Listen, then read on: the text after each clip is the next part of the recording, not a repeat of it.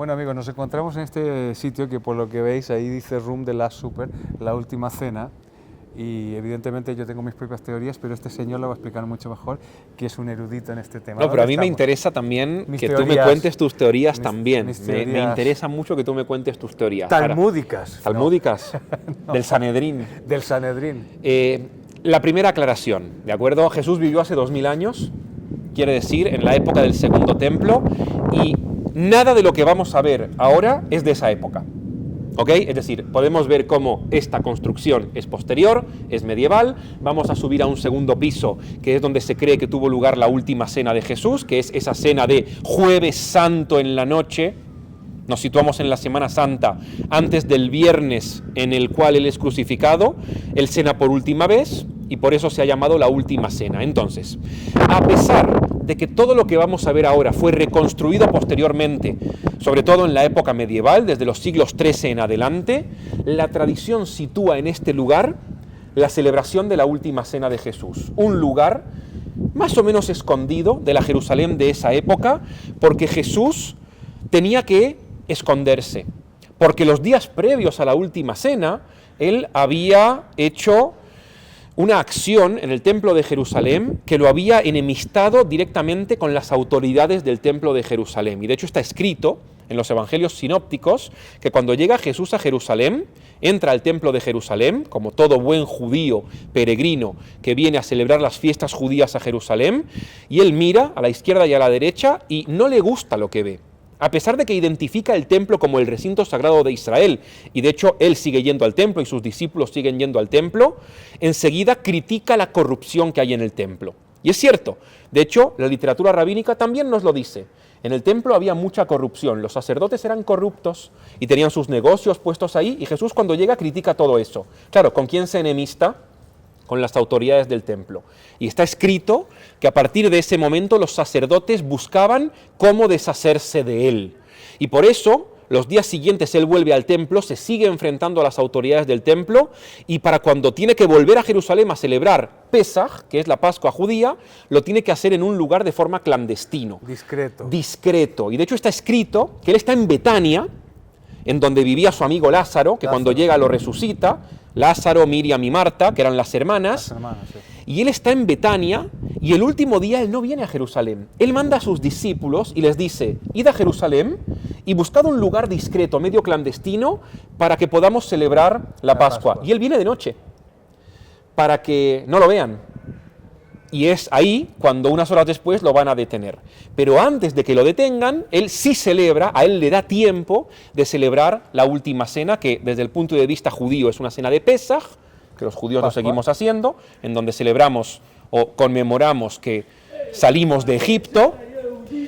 Y para hoy en día el cristianismo es importantísimo porque es el momento, para el catolicismo, en donde él instituye la Eucaristía. Efectivamente. O sea, la última cena es la institución de la Eucaristía, y en donde él da la orden de que a partir de ese momento hagan eso en su memoria. Eso. Bebed porque esta es mi sangre, comed porque este es mi cuerpo. Y en cada misa es lo que se hace, el vino, la sangre, la hostia, que, por cierto, ¿la hostia qué es? Es pan sin levadura. Efectivamente. Es panásimo. ¿Por qué es panásimo? Por la tradición judía. Por la tradición judía. Efectivamente. Y de hecho podemos ver como en la misa, o dependiendo de si son cristianos evangélicos en la Santa Cena, los elementos que hay son los mismos elementos que hay en las fiestas judías, que es el pan y el vino, que están siempre presentes. Sí, porque yo siempre digo una cosa, no puedes entender el cristianismo sin tener claro que venimos del judaísmo. Ah, es imposible. Es imposible. Imposible. Y esto es una cosa que esto sí que es políticamente incorrecto, porque evidentemente sin judaísmo no hay cristianismo. Absolutamente. Totalmente. Entonces nuestras fiestas, nuestras tradiciones, pues todo se basa de alguna manera en eso. A mí lo que te quería comentar esto de esta última cena, ¿no? Porque al ser la Pascua judía una fiesta tan importante para los judíos, era una cena importante, ¿no? O sea, la mesa se engalanaba, tenían las mejores cosas, ¿no? Se traían, ¿no? La más importante del año. La más importante del año. Entonces, porque también existe esta idea, ¿no?, de que era un sitio muy pobre, que la mesa era muy pobre, que todo era muy pobre, que el cáliz, este famoso cáliz que buscaban en la Edad Media, era todo muy rústico y tal. Y en mi humilde opinión yo creo que es todo lo contrario, porque es una ceremonia tan importante para el pueblo judío que engalanan la casa a lo mejor, con las mejores cosas que tienen. ¿Tú piensas eso? Sí, yo creo que sí. Igual también tenemos que tener en cuenta que la copa de la última cena, que es donde él instituye la Eucaristía, sí tendría que haber sido como una copa de la época, quizás de madera. No seguramente el cáliz adornado que hemos visto en las películas o en la mitología de aquellos que han buscado el cáliz, que según una teoría está en Valencia, Sí, ¿cierto? que es de un material que se llama calcedonia o algo así, Sí. que es como una piedra también típica de aquí, ¿no? Sí. Que podría ser también. Podría ser también. Pero lo más probable es que haya sido una copa de madera a la que luego quizás se le hayan agregado más elementos. Pero lo que sí tú dices, que me interesa y que yo estoy también de acuerdo, que es que muchas veces se presenta a Jesús muy, muy pobre, casi incluso como un mendigo. Un indigente. Sí, y esto no era así. Efectivamente. Esto no era así. A ver, Jesús no era archimillonario, no era parte de la élite aristocrática de la época, pero tampoco era un mendigo. No le faltaba de comer. No iba sin ropas por la calle. Él tenía. Es verdad que no tenía para ostentar, pero tenía. Podríamos decir, porque era parte de lo que llamamos en la época del Segundo Templo el colectivo de los artesanos.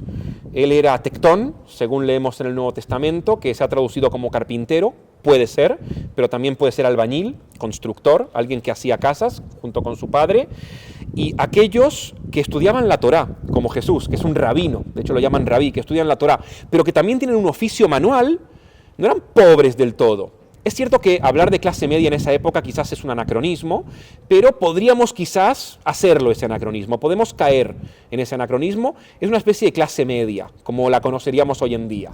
Sí, yo siempre he pensado lo mismo.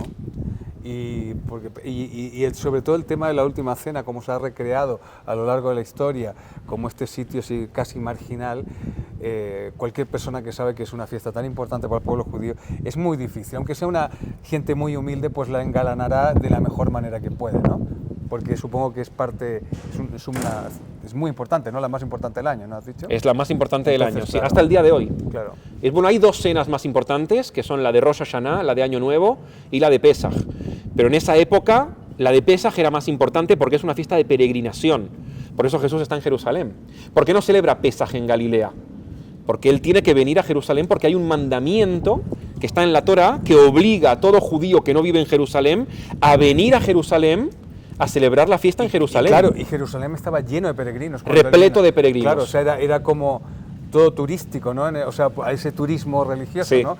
Porque también está en la pasión, ¿no? Este hombre, ¿cómo se llama? El que le ayuda con la cruz, a Jesús a cargar la cruz. Bueno, ese se llama Simón de Simón. Cirene. Ese siempre Simón de Cirene, claro. Cirene, que este hombre que venía al norte de África y que venía a peregrinar, y porque... ¿Es un judío? Claro, es un judío que venía a cumplir ese mandamiento, ¿no? Ese de peregrinar en Jerusalén. Tenemos otro. Varios días después, viene un personaje, aparece uno nuevo, que se ha conocido como el protomártir del cristianismo, que se llama Esteban. ¿De dónde sale este hombre? También es un peregrino que viene de fuera de Jerusalén a peregrinar, porque la ciudad se llenaba de gente. De hecho, tiene sentido, y ahora nos situamos un poco más en el contexto, ¿no? Si tú te quieres proclamar Mesías de Israel, el lugar y el momento adecuado para hacerlo es esa semana. Claro. Es Jerusalén durante la semana de Pesaj, que es donde más judíos hay, concentrados en un mismo lugar al mismo tiempo. Y de todos los sitios. De todo el mundo. Claro. Sí, absolutamente.